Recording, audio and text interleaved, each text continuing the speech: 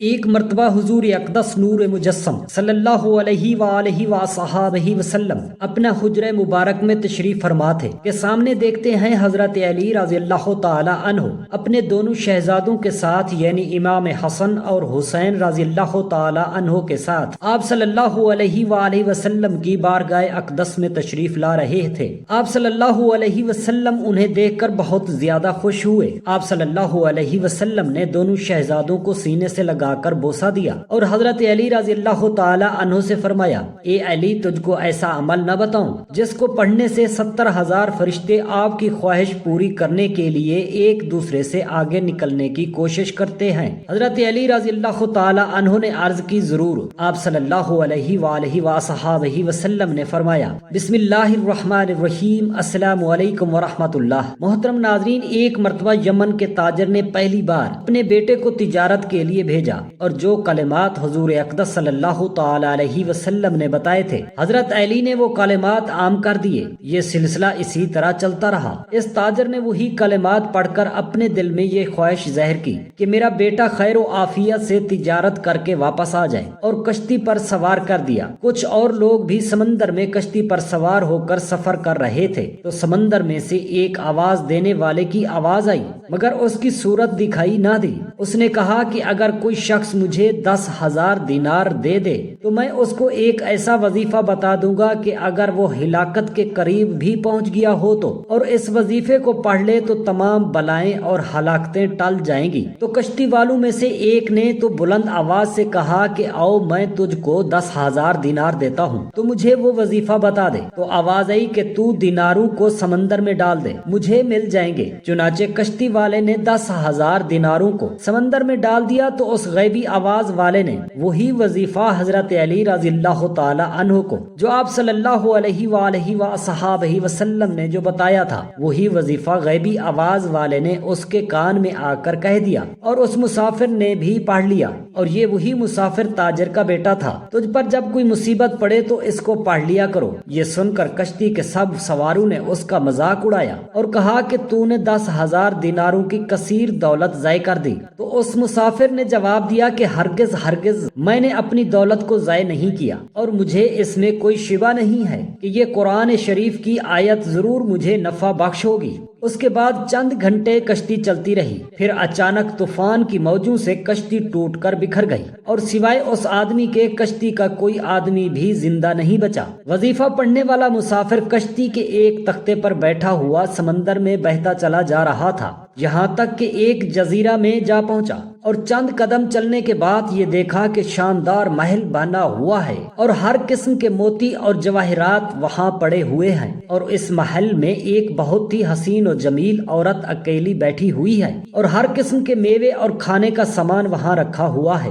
اس عورت نے اس سے پوچھا، مسافر سے پوچھا، تم کون ہو اور کیسے یہاں پہنچ گئے؟ مسافر نے عورت سے پوچھا کہ تم کون ہو اور یہاں کیا کر رہی ہو؟ تو اس عورت نے اپنا قصہ سنایا کہ میں بصرہ کے ایک عظیم بڑے تاجر کی بیٹی ہوں۔ میں اپنے ماں باپ کے ساتھ سمندری سفر میں جا رہی تھی کہ ہماری کشتی ٹوٹ گئی، اور مجھے کوئی اچانک کشتی میں سے اچک کر لے بھاگا، اور میں اس جزیرہ میں اس محل کے اندر اس وقت تک سے پڑی ہوں۔ ایک شیطان ہے جو مجھے اس محل میں لے آیا ہے، وہ ہر 7ویں دن یہاں آتا ہے اور میرے ساتھ صحبت تو نہیں کرتا مگر بوس و کنار ضرور کرتا ہے، اور آج اس کے یہاں آنے کا دن ہے، لہٰذا تم اپنی جان بچا کر یہاں سے بھاگ جاؤ، ورنہ وہ شیطان آ کر تم پر حملہ کر دے گا۔ ابھی اس عورت کی گفتگو ختم بھی نہ ہوئی تھی کہ ایک دم اندھیرا چھا گیا۔ تو عورت نے کہا کہ جلدی بھاگ جاؤ، وہ آ رہا ہے، ورنہ وہ تم کو ضرور ہلاک کر دے گا۔ چنانچہ وہ شیطان آ گیا اور یہ شخص کھڑا رہا، مگر جو ہی شیطان اس کو دبوچنے کے لیے آگے بڑھا تو اس نے وہ وظیفہ پڑھنا شروع کر دیا۔ تو شیطان زمین پر گر پڑا، اور اس زور کی آواز آئی کہ گویا پہاڑ کا کوئی ٹکڑا ٹوٹ کر گر پڑا ہے، اور پھر وہ شیطان جل کر راکھ کا ڈھیر ہو گیا۔ یہ دیکھ کر عورت نے کہا کہ اللہ تعالیٰ نے تم کو فرشتہ رحمت بنا کر میرے پاس بھیج دیا ہے،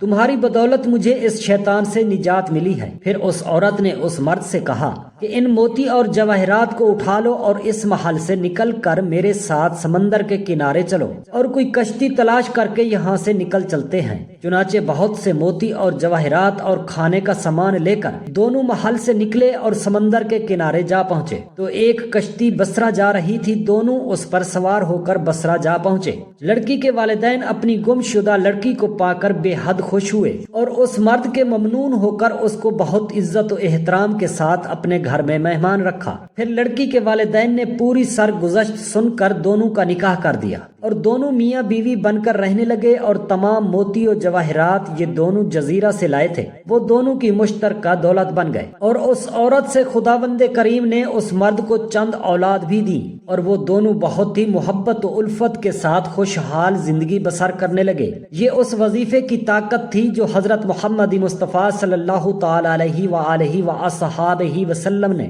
حضرت علی رضی اللہ تعالی عنہ کو بتایا تھا۔ حضرت انس رضی اللہ تعالی عنہ سے ایک حدیث مروی ہے کہ ہم لوگ ایک جہاد میں رسول خدا صلی اللہ تعالی علیہ وآلہ وسلم کے ساتھ تھے تو راستہ میں ایک آواز آئی کہ یا اللہ تو مجھ کو حضرت محمد صلی اللہ علیہ وسلم کی امت میں بنا دے۔ تو حضور اقدس صلی اللہ تعالی علیہ وسلم نے فرمایا کہ اے انس تم اس آواز کا پتہ لگاؤ۔ تو میں پہاڑ میں داخل ہوا تو اچانک یہ نظر آیا کہ ایک آدمی نہایت سفید کپڑوں میں ملبوس لمبی داڑھی والا نظر آیا۔ جب اس نے مجھے دیکھا تو پوچھا کہ تم رسول خدا صلی اللہ علیہ وسلم کے صحابی ہو؟ تو میں نے عرض کی جی ہاں۔ تو انہوں نے فرمایا کہ تم جا کر حضور سے میرا سلام عرض کرو اور یہ کہہ دو کہ آپ کے بھائی الیاس علیہ السلام آپ صلی اللہ علیہ وسلم سے ملاقات کا ارادہ رکھتے ہیں۔ چنانچہ میں نے واپس آ کر حضور اقدس صلی اللہ علیہ وسلم سے سارا معاملہ عرض کیا تو آپ صلی اللہ علیہ وسلم مجھ کو ہمراہ لے کر روانہ ہوئے، اور جب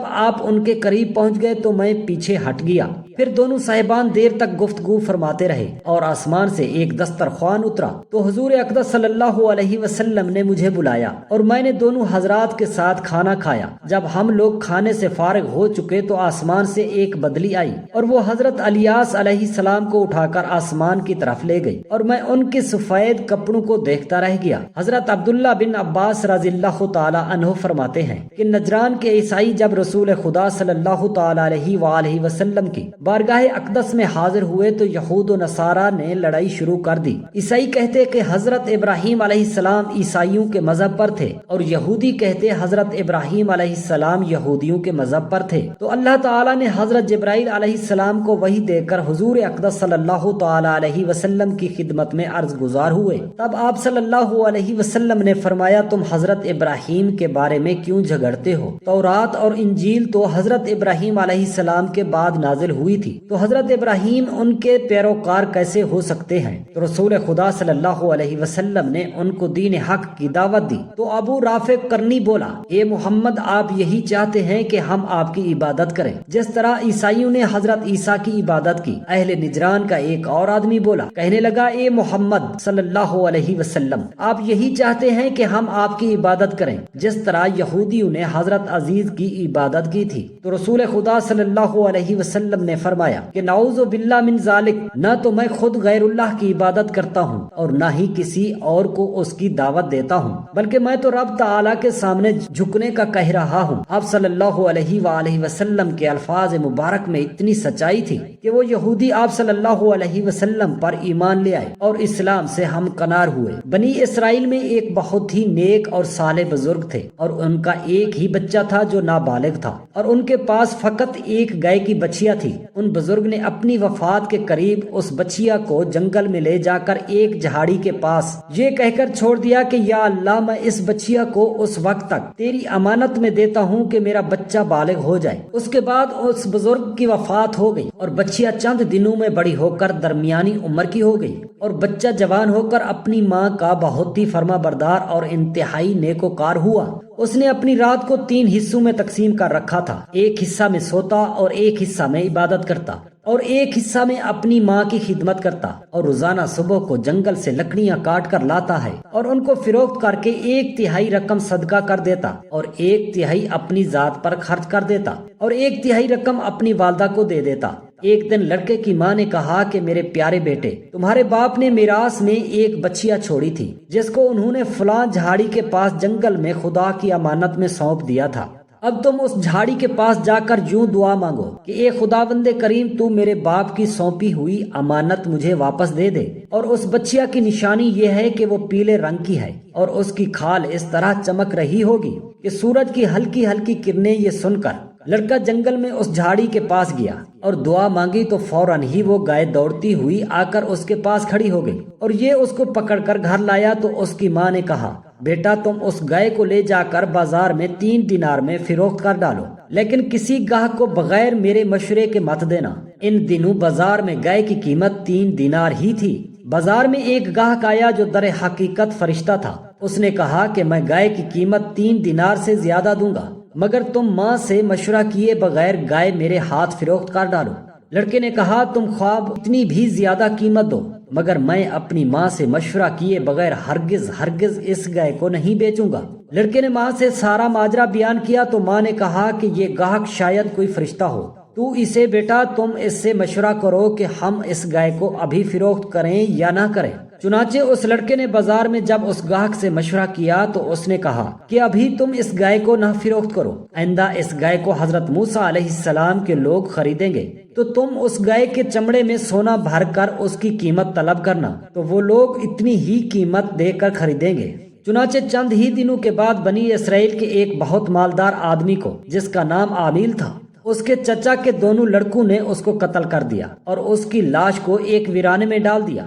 صبح کو قاتل کی تلاش شروع ہوئی، مگر جب کوئی سراغ نہ ملا تو کچھ لوگ حضرت موسیٰ علیہ السلام کی خدمت اقدس میں حاضر ہوئے اور قاتل کا پتہ پوچھا تو آپ نے فرمایا کہ تم لوگ ایک گائے ذبح کرو اور اس کی زبان یا دم کی ہڈی سے لاش کو مارو تو وہ زندہ ہو کر خود ہی اپنے قاتل کا نام بتا دے گا۔ یہ سن کر بنی اسرائیل نے گائے کے رنگ، اس کی عمر وغیرہ کے بارے میں بحث و قرید شروع کر دی، اور بالآخر جب وہ اچھی طرح سمجھ گئے کہ فلاں قسم کی گائے چاہیے تو ایسی گائے کی تلاش شروع کر دی، یہاں تک کہ جب یہ لوگ اس لڑکے کی گائے کے پاس پہنچے تو ہو بہو یہ ایسی ہی گائے تھی جس کی ان لوگوں کو ضرورت تھی۔ چنانچہ ان لوگوں نے گائے کو اس کے چمڑے میں بھر کر سونا اس کی قیمت دے کر خریدا اور ذبح کر کے اس کی زبان یا دم کی ہڈی سے مقتول کی لاش کو مارا تو وہ زندہ ہو کر بول اٹھا کہ میرے قاتل میرے چچا کے دونوں لڑکے ہیں جنہوں نے میرے مال کے لالچ میں مجھ کو قتل کر دیا ہے۔ یہ بتا کر پھر وہ مر گیا۔ چنانچہ ان دونوں قاتلوں کو قصاص میں قتل کر دیا گیا، اور مرد صالح کا لڑکا جو اپنی ماں کا فرما بردار تھا کثیر دولت سے مالا مال ہو گیا۔ ایک مرتبہ حضرت علی رضی اللہ تعالی عنہ اور اپنے دونوں شہزادے امام حسن اور حسین رضی اللہ تعالی عنہ کو اپنے ساتھ ملا کر نبی کریم صلی اللہ تعالی علیہ وآلہ وصحابہ وسلم کی خدمت اقدس میں حاضر ہوئے۔ آپ صلی اللہ علیہ وآلہ وسلم نے آپ کے دونوں شہزادوں کو سینے سے لگا کر بوسہ دیا۔ تبھی حضرت جبرائیل علیہ السلام وحی لے کر آپ کی خدمت اقدس میں حاضر ہوئے اور عرض کی، یا رسول اللہ صلی اللہ علیہ وآلہ وسلم، رب تعالی آپ کو سلام کہتا ہے اور دونوں شہزادوں کو حق تعالی نے جنت کا سردار بنا دیا ہے۔ تبھی آپ صلی اللہ علیہ وآلہ وسلم کو اتنی زیادہ خوشی ہوئی کہ آپ صلی اللہ علیہ وسلم نے حضرت علی کرم اللہ وجہ الکریم کو یہ وظیفہ پڑھنے کے لیے کہا۔ فرمایا، جب تم دیکھو کہ تم کسی مشکل میں ہو اور تمہیں کوئی امکان نظر نہ آئے تو یہ کلمات پڑھ لینا، رب تعالی آپ کے لیے 70,000 فرشتے بھیج دیں گے جو وہ کام پورا کرنے کے لیے ایک دوسرے کے آگے لپکیں گے۔ حضرت علی رضی اللہ تعالی عنہ نے دست ادب عرض کی، یا رسول اللہ صلی اللہ علیہ وسلم، وہ کلمات کون سے ہیں؟ آپ صلی اللہ علیہ وآلہ وسلم نے فرمایا کہ وہ کلمات یہ ہیں، بسم اللہ الرحمن الرحیم، سبحان اللہ وبحمدہ، سبحان اللہ العظیم۔ ان کلمات کو پڑھنے سے رب تعالی مدد کرتا ہے۔ تمام میرے مسلمان بہن بھائیوں سے گزارش ہے، آپ کے بچے جب بھی باہر جائیں یا کسی مصیبت میں ہوں، اللہ نہ کرے تو یہ کلمات ضرور پڑھ لینا، انشاءاللہ تبارک و تعالی آپ کو اللہ تعالی کی مدد ضرور پہنچے گی۔ اللہ تعالی سے دست ادب دعا ہے، میرے تمام مسلمان بہن بھائیوں کو آپ صلی اللہ تعالی علیہ وآلہ وصحابہ وسلم کے احکامات پر چلنے کی توفیق عطا فرمائے اور آپ صلی اللہ علیہ وسلم پر درود شریف پڑھنے والا بنائے، آمین یا رب العالمین۔ جزاک اللہ خیرا کثیرا۔